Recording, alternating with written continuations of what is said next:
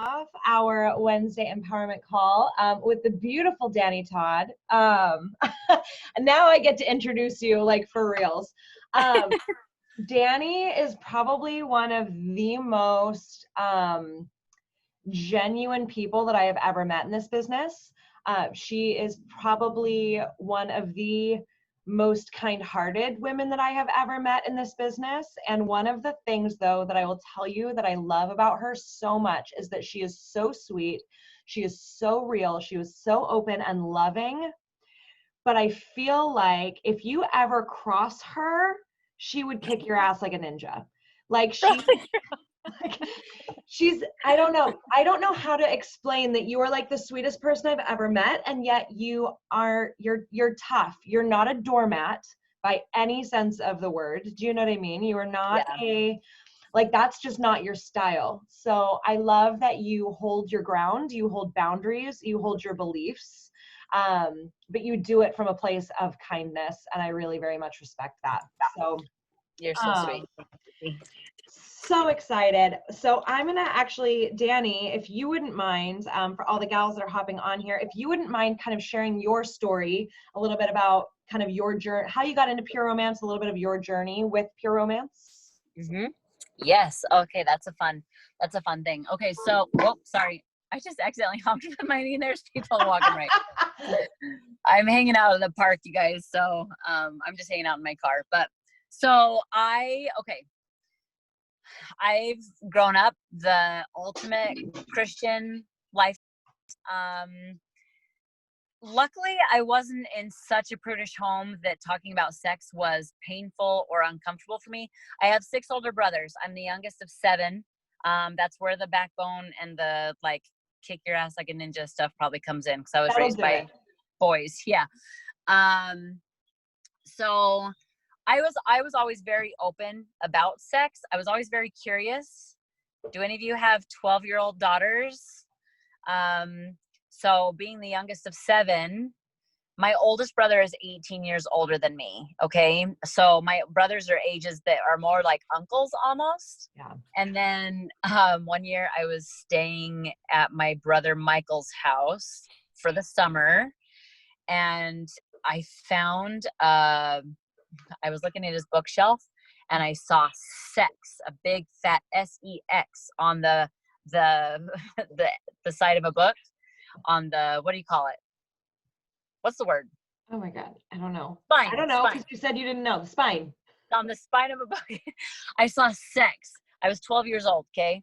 I saw that and I grabbed that book and I hid it under the couch so I could read it when my brother and his wife went to bed. And I remember reading about orgasms and being like, I can't wait to have one of those. You know what I mean? So I was always very intrigued, very curious, always very aware of my body and things like that. So the world of sex was never scary for me. It was always something very exciting, very, something comfortable for me. In my small town, starting 10 years ago, people would invite me to slumber parties. And I caught word that there were sex toys at these parties, and the name slumber parties threw me off. I was like, why are adult women leaving their partners at home to go have slumber parties with sex toys and other women? Like, that is not my thing. No, thank you. So I was the one getting invited all the time. I just ignored, not ignored. I mean, I kindly declined those invitations, never had interest. I thought that was not my thing. Until a friend of mine invited me. She was someone that I had grown up with, someone that I highly respected. I knew she has a high moral standard. She was that zip lip conservative. I'd known her my entire life. She was not one that ever talked about sex. So she invited me to a party. I was like, what? Like, why would Ashley Wynn be having a party like this in her house? Either she's not the friend I think she is, or these parties aren't what I think they are. Maybe it's time for me to find out. So I had been married for about 4 years at the time. I just had my 3rd child, and I just went in genuinely curious. I was one of the ones that was like, there's nothing they can teach me. Like, I've been reading books since I was 12, right? That's how I thought. I was like, there's nothing to learn. I'm just curious what goes on. So Cassidy Bybee was the consultant of that party. I remember dying, like listening to the way she was talking and the jokes she was dropping. I was that one in the party that just like several times was like, stop. Like, I cannot believe you just said what you just said, but everything was nailing everything on the head. Anyway, I learned so much, dropped $500 that night, and I just fell in love with the company. Cassidy Bybee lived about 3 hours away, but she would come party in my town. And from then on, every time I knew Cassidy Bybee was coming to town, I would just show up. I was the one that just showed up. I knew her demo from start to finish. She could be in the middle of a party, and if she got off track, I would cue her. I know exactly where she was. I know exactly where she needed to go. But she never talked to me about the business. And I never talked to her about the business either. Didn't even think about it. I don't know why, but I'm a very strong believer that timing is everything. So I was just a client of hers for 3 years. I was just the party crasher that showed up. I wanted to hang out, and I got to the point I had everything. I wasn't buying things at parties because I already had it all, but I was the one telling everybody else all the good stuff. So hang on a second. Do you want to go find kids? Huh? I was worried that I would pull all those out and all the kids would just gather and eat all the pizza. But if you're here and you know who's are ours and who should be eating our pizza, you can take those. And I bought Capri Suns right there. Yeah. Oh, sure did. So I'm coaching some people in Oregon. This is my friend Devin. Hey, Oregon. Hey, Devin. How are you guys? Oh, good.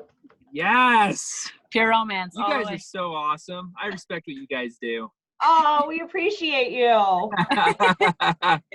You got the best coach in the world too. So I know it. You're awesome. You're awesome. Yeah, I think there's only a couple still right over here, so they probably went over to the park already. Okay, so are there kids at home? These guys. Or what are you doing? Were you just stopping? I was just coming to see what the situation was. Oh, okay. But Okay, so I never talked to her about it. She never talked to me about it. It was never a conversation, never even any information exchanged at all. So, I was just a client. And then my husband started grad school and I became a realtor to support our family of 6. Thanks, Devin. I got a real estate license. I got a nanny, put all those pieces together. And my husband started grad school. Well, winters are harsh here in Utah, and we had a really big snowstorm. My nanny got stuck in the snow in my minivan because my tires were shot. I needed new tires. And in that moment, I was like, my realtor money was going to cover just everyday life expenses. We were going to be fine as master students, but to have to pay for a full set of new tires, I was like, where am I going to find money for new tires? And the minute I thought I need cash, like it was instantaneous. Cassidy Bybee always has cash. Literally. So I texted her, like, I'm a pretty quick doer. Once I know I'm doing stuff, I'm on it. And I texted her, I was like, hey, I have someone who wants to join your team. And she was like, oh, that's so nice of you. Thanks for the referral. Tell me her name. And I sent her a little emoji with the hand in the air. And the funniest thing is, and I've called her on it since then, I'm like, I guarantee you did not think I would do anything. Yep. Because for all the reasons she hadn't offered me the opportunity. I was the ultra conservative. I was the mom of young kids. I didn't have time for something like this. So she never offered me the opportunity because she didn't think it'd be a good fit for me. She didn't think I'd be interested. But like I said, I sold 100K my first year in business. I recruited 38 my first year in business. And I've pretty much just been that consistent every single year. So I was one of the ones that was just watching. How many of you have been in business for longer than 2 years? If you've been consistent on social media, people are watching. And it's so fun because now that I've hit almost 5 years in business, I have those people who have just been watching. And they're hitting that 2, 3, 4 year mark of being a client of mine, and they're coming out of the woodworks, and I'm like, that was me. So just staying committed to that process, like I said, detaching from the outcome and being consistent and sticking around. Like I tell my team all the time, if you don't stick around 3 years, people can't join your team in 3 years. Yeah. You know what I mean? So that's my story. And it's just been, since then, I'm the biggest advocate for the conservative community to help the women who either think they know it all and they absolutely don't. If I didn't, they don't. And the ones who've never had a place to talk about it. So I would say 80%, 85% of my clientele is pretty staunch religious, and I've been just that breath of fresh air in their life. So it's pretty cool. Yeah, I love that. I think that that's one of my favorite things about you too, is that you are, I feel like you're pretty open about your faith. Obviously it's important to you. And I love that you are such a good example, because I think that people feel like they have to, I don't know, maybe change their relationship with their faith, or that it changes their relationship with their faith. And I love that you're like, no, you're still human. You're still yourself. And you worked this business into your religious beliefs and how it supports that. And I think that that's really cool. I'm sure that somebody will have questions about that. So I'm going to open it up for questions. But my first question for you, because I'm like, that's my prerogative. I'm the leader. That's the best part. We've got some newer gals on the call, like brand new consultants. We've got some veterans.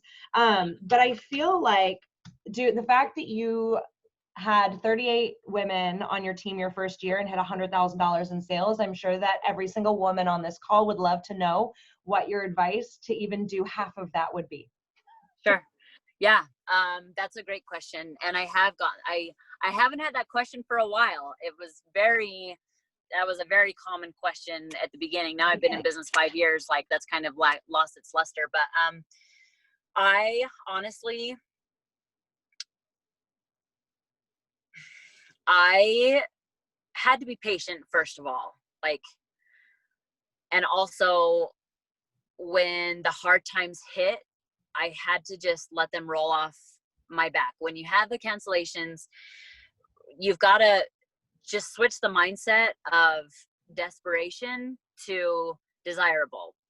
Desperation is never desirable. And so I see too often on my own team, when people join and they hit those bumps in the road, they let them derail them, and they start to have bad energy. They start to be resentful. They start to look for all the reasons why they can't be successful, so they can have all the excuses to leave. I'm a fighter. I mean, just by nature, I am. Challenge is usually my first instinct. And so it is something I've come by naturally. It's not that case for everyone, but when people would cancel, rather than making it an issue of me, I always recognized that it was always on them. It was not anything personal. I always recognized maybe they have crap and it's their loss. It's not mine. There's business to go around. There's plenty of business to go around. And so recognizing that you'll have cancellations, I prepared for cancellations too. If I had a goal to have 8 parties in a month, I never scheduled less than 10. That way, when I had cancellations, I was prepared for them. Rather than I want 8 parties, I schedule 8 parties. When 2 of them cancel, it's that frustration, it's the stress. If you can prepare for any of those situations ahead of time, when they hit you, you can roll with that punch with a positive energy. I will say negative energy is what kills most of the businesses that I see around me. It's that mindset and that black hole that they just start digging into. So just setting proper expectations, because frustration is only unmet expectation, and you're the one that sets those. So realizing that as an entrepreneur, you will have cancellations, you will get ghosted, you will have donut parties. Even if they held, you might not sell anything. Normalize those things. Be ready for them. Let them roll off your back. It's not a personal thing. It's not you're unable to do this thing. It's Every party's different. Every hostess has a different dynamic. You can be the juiciest peach in the basket. There will still be people who don't like peaches. And so just becoming almost bulletproof, which can be tricky, but just coach yourself. Have someone that's an accountability person, or even someone like Lucy Heinen. I'm sure if you guys almost just had kind of your, if you came up with your own safe word of like, shitty day, today's one of them. If we can just rally each other to say, shift the mindset, get out of that, because if you start to meddle in the negative, it's lost time. Every hour that you live digging in negativity is another hour that you're going to spend to get out of it, and you set yourself back every time you get caught in negativity. So coach yourself to keep the positive mindset and the entrepreneur mindset of, it's a roller coaster. You can get on the roller coaster and scream at every twist and turn out of horror and terror, or you can flip the mindset of, it's going to be crazy, but it's going to be awesome and exciting, and literally you control every part of that ride. So make it as positive as you can. I would say that's one of the biggest things that helped my first year in business. Yeah.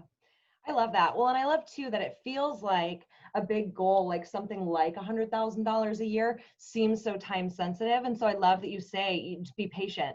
Like it feels like it would be impossible to be patient with a goal that I'm sure felt that big.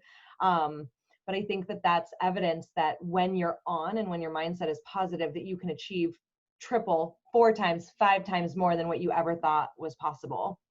Yeah. In a shorter amount of time. Yeah. So admittedly, I don't think I would have, I didn't understand the business well enough to set that goal. The reason that I had that goal, the 100,000 and the 36 recruits, was because that year, the annual trip with Pure Romance was an African safari. Yeah. I thought that would be the trip of a lifetime. Yeah. And I had no idea. I didn't understand it well enough. To know it was. Now I know. Yeah. Yeah. Oh, I knew it was a big deal, but the problem was I fell short of it because I thought anybody who achieved those numbers would go. Yeah. By October, all of the spots were filled. So I actually did not earn the safari that year because I set that goal and I paced it for the entire year. But the cool part was that goal that Pure Romance put in front of me is what set me on like that challenge of that goal. And so I would say whether it's something that Pure Romance puts out that you want to achieve or not, if your goals don't scare you, they're not big enough. And so I actually have a setting goals worksheet. I don't know if you've ever put something like that together, Lucy. I love it. Yeah, I will happily share that with you guys. I put it together that first year in business because I knew I was going to build a team. I knew what goal setting did for me, and I knew that I wanted something to make it really easy. So I have a setting goals worksheet, and it's twofold because in Pure Romance, there are 2 types of goals. They have retail goals, which are what are going to help you achieve those trips or achieve levels of prestige. There are certain retail levels that you have to reach to achieve those things, right? So this goal sheet walks you through setting retail goals, but then it also walks you through setting profit goals. If you have a credit card you want to pay off, or a student loan that you want to pay off, or you want a down payment on a house or a car, if you've got this chunk of money and you see this number that you want to achieve, this setting goals worksheet that I have helps you really break it down. And that makes a huge difference to make it not only graspable, but trackable. So I will happily share that. But having something monetary, okay, there's a difference between your why and your mission. When we talk about why in Pure Romance, when we talk about our whys, a lot of times they are very heartfelt. Like for me, when I talk about helping the conservative culture and making a difference in conservative communities, some people would call that a why. That's not a why. That's my mission. Yeah. I believe that your why should be money-based. It should be something that's either something for you, something for your family, something that is going to be achieved by your work in pure romance. You have to have some sort of money desire or you're going to burn out. Don't tell me that the money doesn't matter to you. If the money doesn't matter to you, go party and send your money to me. I will happily accept it and do good things with it. Okay. I've found too often, and I'm just going off on a rant here, Lucy, but you're good, I've girl. found too often, especially with my team, your vibe attracts your tribe. I have a lot of very good-hearted women on my team, and too often I hear them say, the money doesn't matter. That's not why I'm here. Yeah. And I call bullshit, because if the money doesn't matter to you, you wouldn't be here. You can talk to people about sex all you want. You don't have to be in a company to talk about it, but you can have both of those things. It's not, I can be a good person or I can make money. It's, I can be a good person and make money, right? So I would say distinguish the difference between your why and your mission. Your mission is going to be probably more heartfelt with paychecks of the heart. Your why should be something monetary. Even if you are well off and you just want to be the person that pays for the next vacation. I've got a girl on my team who just bought a designer dog for her husband. He has no idea. This is the first gift she's ever bought for him with her money. She's always bought gifts for him with his money. And like, that's what it's all about, right? To have those little freedoms and those little abilities. So whatever matters to you, put a dollar sign on it, because that's what keeps you driving in business. The heartfelt stuff is always a byproduct of it, but have a good relationship with money. Want it. Do good things with it. It doesn't make you a bad person. Money will only make you more of what you are. If you're a bad person, it will make you more of a bad person. Yep. If you're a good person, it will make you more of a good person. Agreed. Well, because it gives you guys, it gives you, I mean, Chris talks about legacy all the time, right? Like, it gives you the ability to make a really massive difference if it's going into the right places for the right people. Yeah. So you guys, if you have questions, please do not, like, you can raise your hand, you can shout them, drop them in the chat. I did know somebody asked in the chat, like, or said in the chat, they struggle with goals, and I'm super excited about the worksheet. Can you talk a little bit though about failing with goals and this idea, like, that if you don't hit your goals, you're failing? Because I will say, I know on our team, and I know with women in general, it's huge. They're afraid of goals because when they don't hit them, they feel crappy. So how do we make goals a feel good, not a feel bad, even when we're not achieving them? I love that. So a visual that really helped me, this came from Chris Ciccinelli, and I think it may have come from a book that he read, but imagine it as a dartboard. Yeah. Okay. The bullseye is your target. Obviously, you want that bullseye. But even if you don't hit the bullseye, you're still getting points, right? The only way you miss any points at all, the only way you completely fail is if you don't hit the board at all. The only way you don't hit the board at all is if you never aim with a goal. So I would say that visual really helped me, because we're all, here's my theory on fear of failure. Especially as entrepreneurs. And I don't know if this will strike a chord with any of you, because I know different markets are different. You guys, we fail every damn day. Yeah. I feel safe profaning with Lucy Heinen's team. I hope that's okay. I don't profane with very many teams, but it's always like, it's always good for my soul. So, we fail every day. Okay. We're late to appointments. We forget an activity. We have the best of intentions to make a good dinner, but we end up making ramen noodles. We leave the laundry in the washer and it ends up smelling mildewy. Like, what have you? Okay. Your kid gets a major diaper rash because you left them in their diaper too long. You guys, technically those are failures. If we're going to count success and failure, those things are failures. But they're so normal, right? They're so normal. When it comes to business, it's so interesting to me how many people are so afraid of failing in business. I know for my team, in conservative culture specifically, what's the stereotype for women? Should we be working or should we be home with our children? Home with our children, right? I mean, that's pretty traditional in general, but especially in conservative cultures, that's still a pretty strong stereotype expectation. I feel like, especially on my team, the fear of failure comes from other people saying, if you fail, it's like, I told you so. That's not your place. You shouldn't be there. You're putting your focus somewhere it shouldn't be, and all those things that are so shame-based, especially. But there's no such thing. The only failure is quitting. The only failure is not trying. If you look at that dartboard, the only failure is not throwing the damn dart, right? So again, normalize it. I was talking with Sarah before the rest of you jumped on, and I was saying something I think would ring true in this situation as well. Just, we talk about dropping balls all the time, and there are things in business, right? Your hostess coaching, you're following up, you're maybe researching a question for a client, you're following up with, follow-up's a lot of it. Follow-up's a big fat failure for most of us. Let's just normalize that for a minute, okay? We all drop balls in life. We all drop balls in business, but different balls have different consistencies. Some balls are glass and they are very fragile. Some balls are rubber and they're going to bounce when you drop them.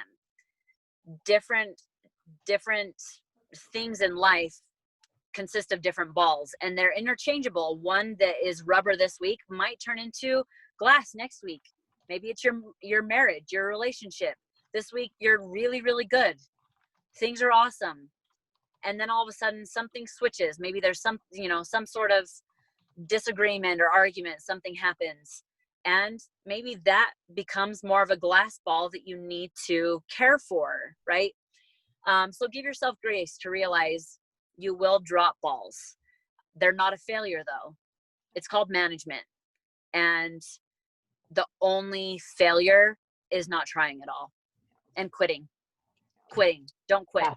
No, 110%. Okay, we've got another question. Mike's in the background, and you kept saying balls, like rubber balls, glass balls, balls. Mike's in the background. I can hear him, like blue balls in the background. It was cracking me up. Sabrina asked, what's something that you do in your VIP group consistently that helps engage your members without feeling like you are shoving products down their throats every day?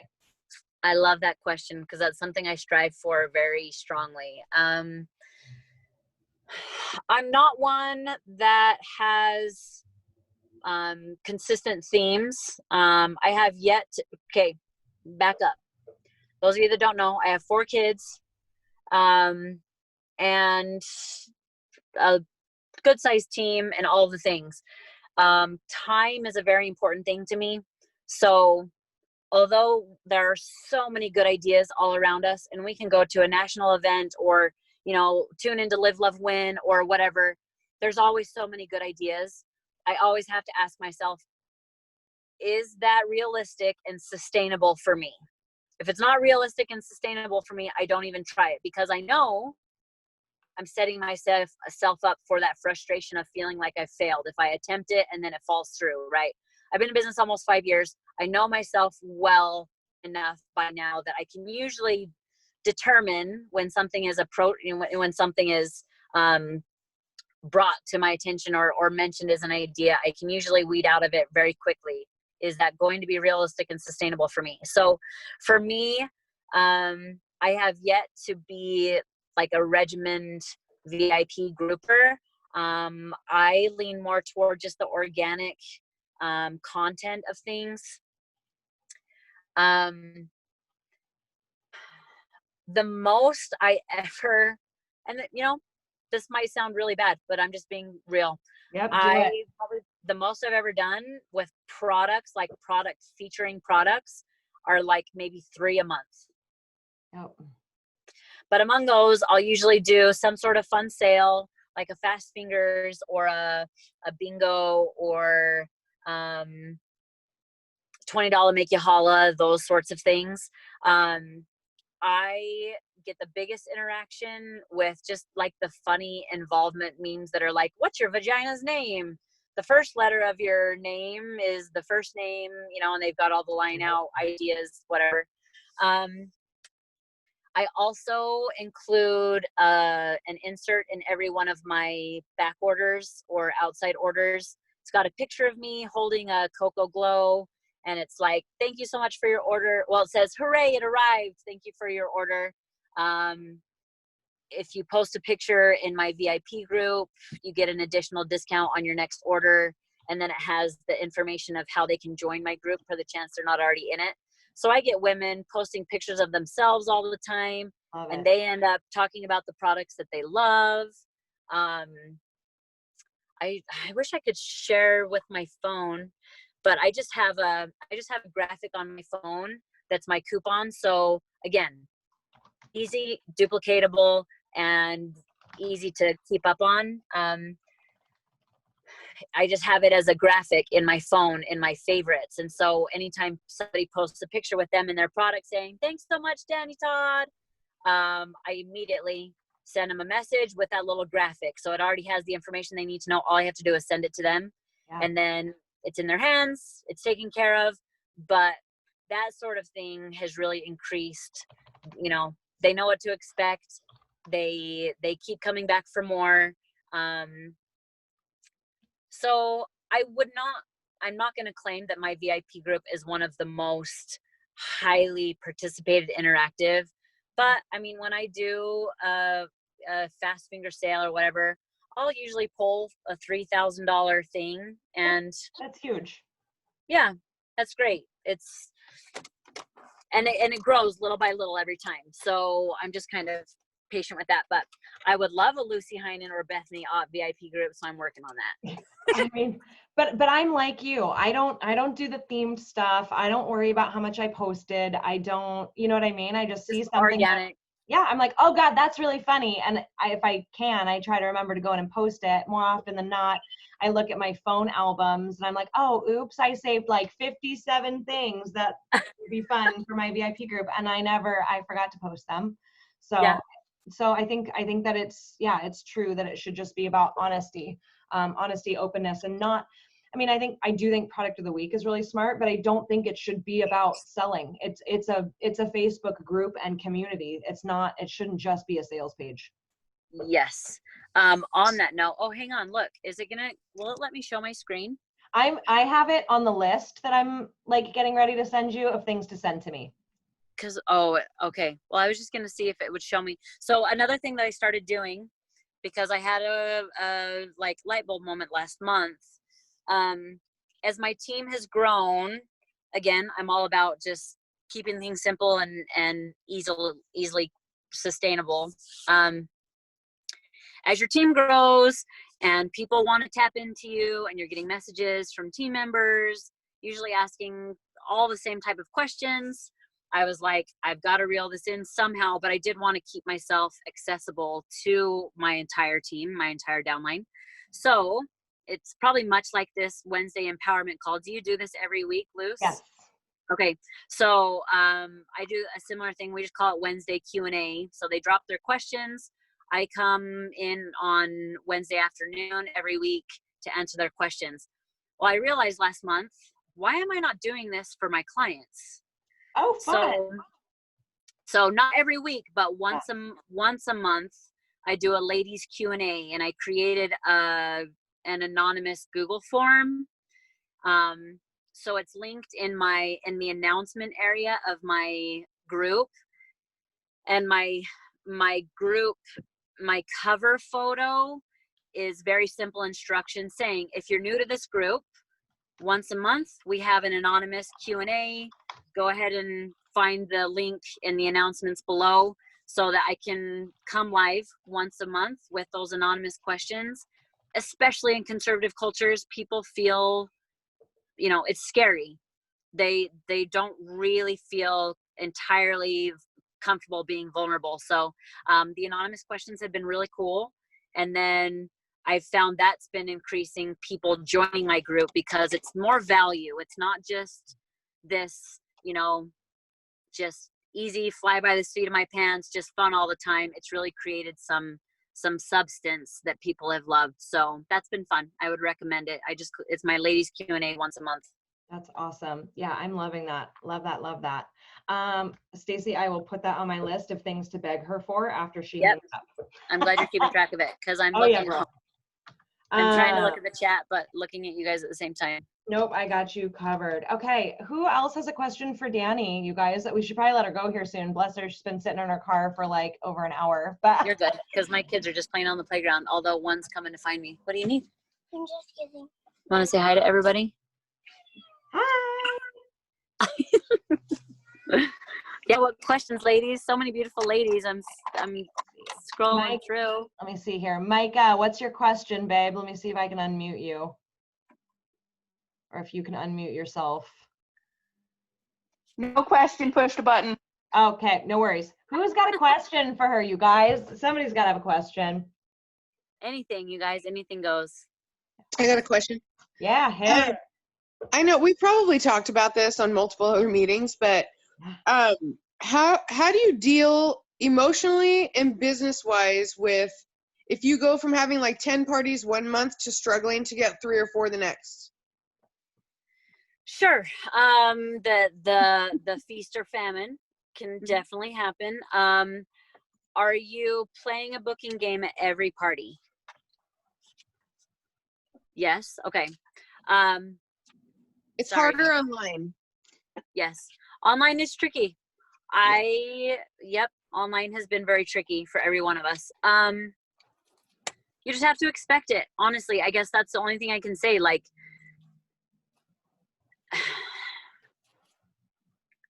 you can't control everything. You can do everything you can. Because here's the fine line. It's a really, really fine line. What's this, sweetie? Focus. She wrote me a note. Focus. Love it. Yes, ma'am. Love you. Here's the really fine line. This might make me sound all woo-woo and like universe stuff, but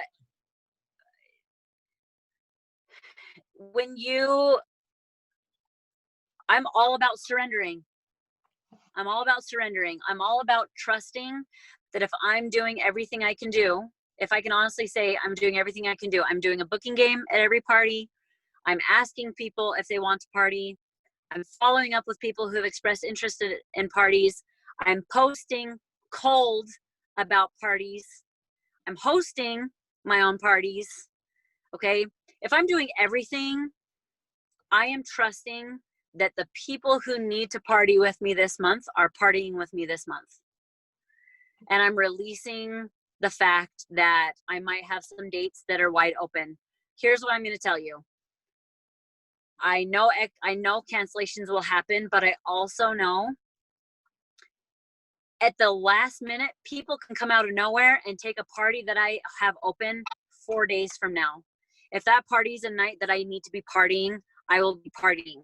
I've found that nights where a party canceled and initially it may have set me into a little bit of an anxious fit, something happens that night when that time actually comes and I needed to be present in another space in my life. So like I said, I don't know if that strikes a chord. I can see Lucy nodding her head. For me, if I'm doing everything in my power and things are still not coming together, I'm just trusting that the universe is divinely placing things exactly as they need to be. And if I only have 3 parties this month, I'm not going to let that derail me. The minute I start to put negativity or frustration or stress out in the universe, it's not serving me or anybody else. So be present in your life, be present in your business, recognize timing is everything, and just release. If there are things that you want so badly that aren't happening, you have no idea what'll happen next month, but people will come out of the woodworks. If your energy and your frequency is drawing in good frequency and energy, you're going to be just fine. Everything's going to ebb and flow. that can be stressful when you're somebody who needs the money. And I totally get that. But that's also, I need to start my car to get my battery coming. I don't want it to shut me off. That's also when a VIP group definitely saves my life, right? So you've got an amazing resource at your fingertips. I'm sure, no doubt, Lucy is always sharing good things to build your VIP group, but you always have the power to throw your own party, whether you do that in home or as a virtual official party, or whether you make it a $20 make you holla, whatever. Like, just keep your business moving. Okay. Keep it moving. Oh, nothing. I was just making a statement. I don't think that was for us. Nicole, if that was for us, let me know, but I don't think that was for us. I think the thing too, like one of the things that I know about Dani is that she absolutely does surrender. It's not just lip service. She lets it be. But I do also know that in the background, she continues to work her business to, whether it be for next month or to move it forward. Right. So I tend to be the girl that's like, okay, I'm surrendering, which means I go into my living room and I turn on the TV and I stop working my business. That is not what she means. All right. Still do something. And even you guys, your subconscious mind is so powerful. And so like, I'm all about Netflix and chilling. I'm all about that life. But I set goals with dry erase markers on my mirrors, and I'm still keeping in touch with my team and things, staying involved and still just focused enough that your frequency is still drawing business. That's what you want. You can't totally tune out and expect your life to do something with business. Something has to be happening here for things to keep moving. 100%. Okay, who else has a question for Miss Dani? Somebody's asking about flash sales and also fast fingers and other things. So, okay, those are great questions. So I don't know that you want to answer fast fingers and all the things, because we have Beth's training on the fast. Do you do what Beth does? Oh, fun. Hang on a second. Yeah, Beth is the one that I got all the information from. So you guys just tune in for Beth Ferrer, because she'll blow your mind. Yeah. We actually have, side note, we have her next week, but I will also bump up her video. Yeah. Oh, yes. Yeah, yes. Such good information. Yeah. I will just be beating a dead horse if you hear it from me. Yeah. So Beth, how about flash sales? Do you prep for them, or do you just go for it? I do. I prep about 4 weeks in advance, just because I really like things to be put together for my own sanity because of children running around and all the crazy. So I have a form, and they're pre-registering. They know that they do not get to claim if they don't pre-register. And I'm just filling out their information on half sheet forms leading up to the flash sale based on whatever they do to register. I'm learning from the Heinen this year. I'm going to do things a little less like orderly. I need to be more random, because I'm totally the one that's always been like, I'll give them everything they want in this little, whether it's a bundle or whether it's so calculated that they're all put together, and then they can be like, oh, everything I wanted was in that hour. I don't have to tune into anything else. Right.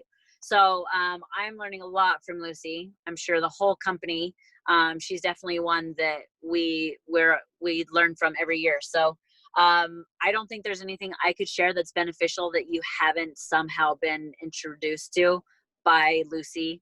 But just do it. If someone reminds me, I'll do a training. Well, I don't know if you get like this, Dani, but oftentimes, because the gals don't necessarily ask you straight out for training on flash sales, so then you realize you've trained 7 other teams and probably have never gone live on your own team page. Your own. Yeah, no, that happens all the time. Yeah. And I mean, it's just human nature. For some reason, most of us listen to people outside of our team better than we listen to our own team leaders anyway. And it's stupid, but all of us are guilty of it. So, I don't think there's Lucy. Okay. Do you do yours in your VIP group or do you Yes. create a separate event? No. Just in your group. Okay. Do you go back and delete all the No. posts? Cause that gives me anxiety, but I just need to let that one go. No. And if somebody comments on it, I go, girl, that shit's old. And then I just turn off commenting. But then other people see it and they're like, oh my God, wait, but I want that. I'm like, great, here's the current deal. Good. Not honoring that Perfect. shit. Like, I like that. Don't stress it. I like that. I ain't got time for that. I ain't got time. No. But So okay. something, let me throw this out because something that Beth, I don't know if Beth will mention, but Beth really planted a lot of the awesome ideas and then they led to more. You guys be creative. When I say be creative, if you're like, I'm not a creative person, that's again something I'm going to call bullshit on, because let's pretend that you're in a fight with your partner and you're waiting for him to come home from work and you're showering. My best ideas always come to me in the shower or when I'm driving.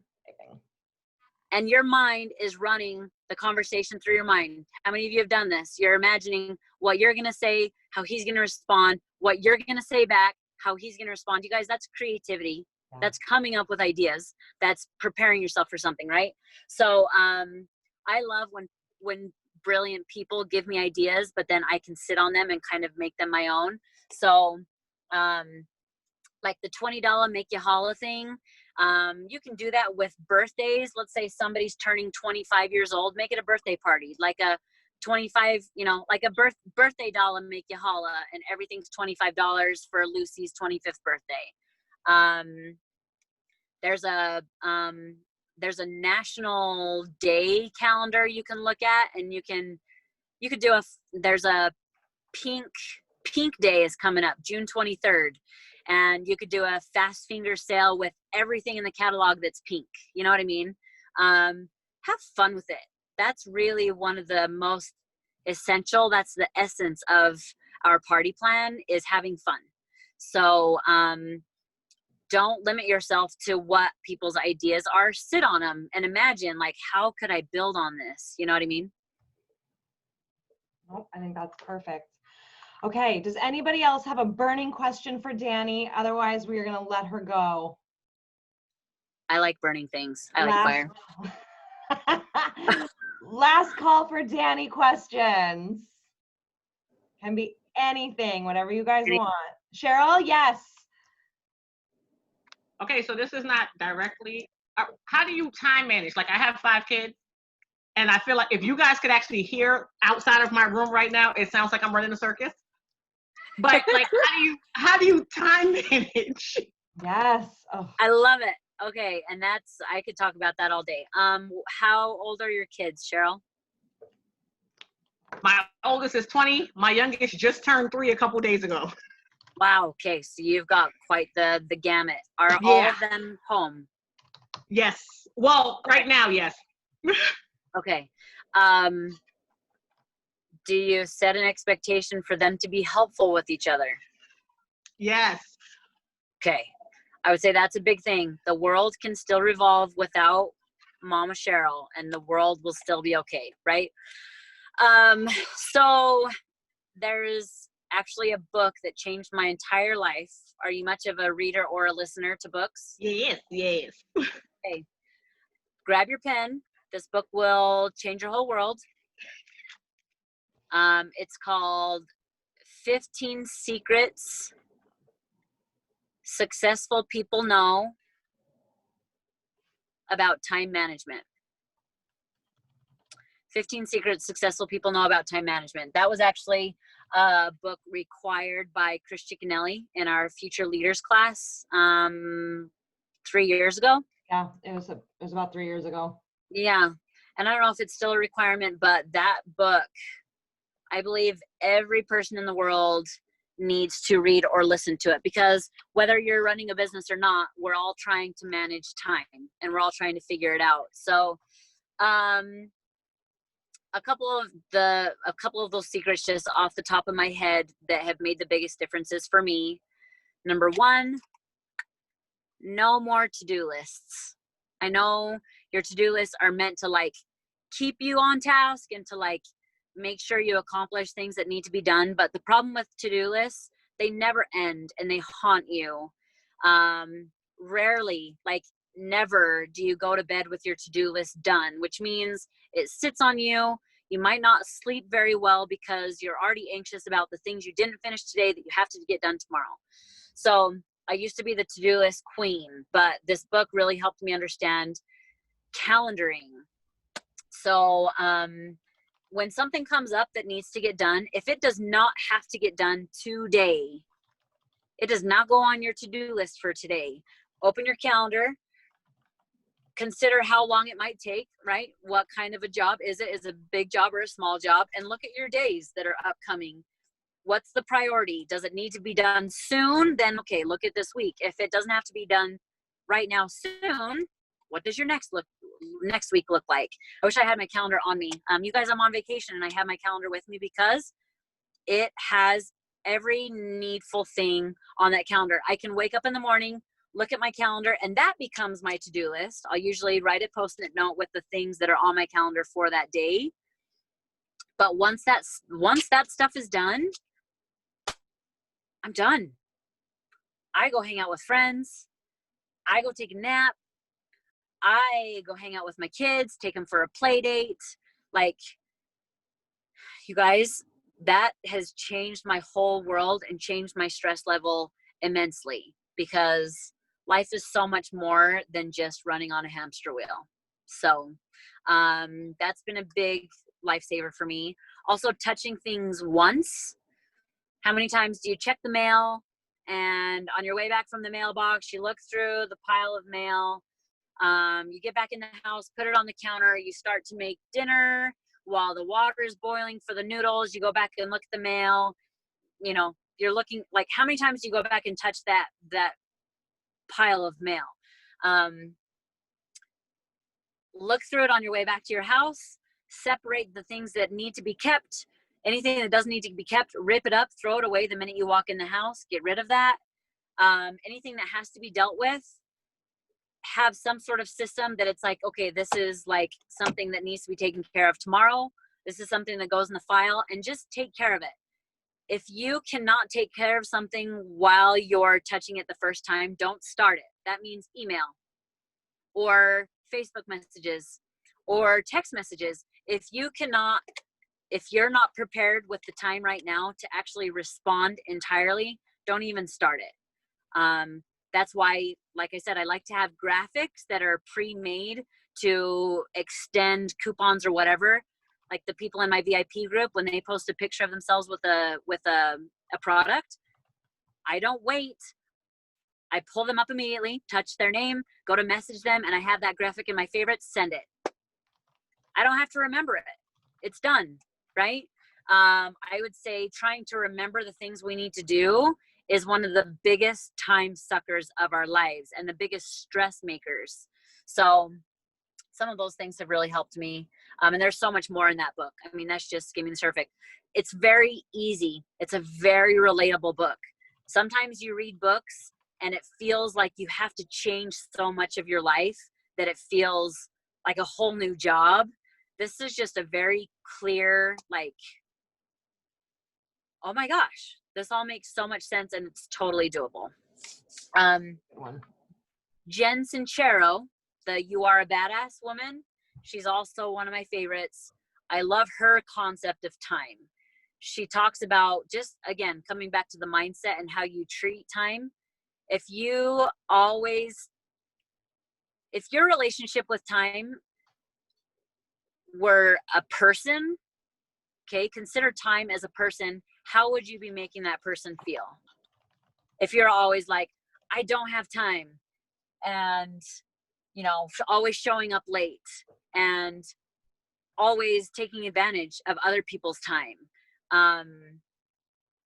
that's not a good energy, and time doesn't show up for you if you don't show up for time. And I know we hear people say, I don't have time all the time, but you make time for the things that are important to you. So be willing to say no. Be willing to simplify your life. If it's not a hell yes, it's a no, because every yes is a no to something else. So unless you're saying yes as a hell yes, I will be there, don't even say yes. Say no. Be okay with that. Give other people the permission to say no. Anyway, you guys, I could talk about time all day. That's that's a really big thing. We might just have to get you back for a time. I will. I can talk about, and I do have a PowerPoint that I could do with time. It's something I talk about commonly. So time's a big deal. Yeah, I would love that. Okay, well, we are going to stop taking up your time. If you guys have questions, so please remember our empowerment call rules. If you guys have questions for Miss Dani Todd, please drop them in the ringleaders group. I can pass them on to her so that we can post the answers.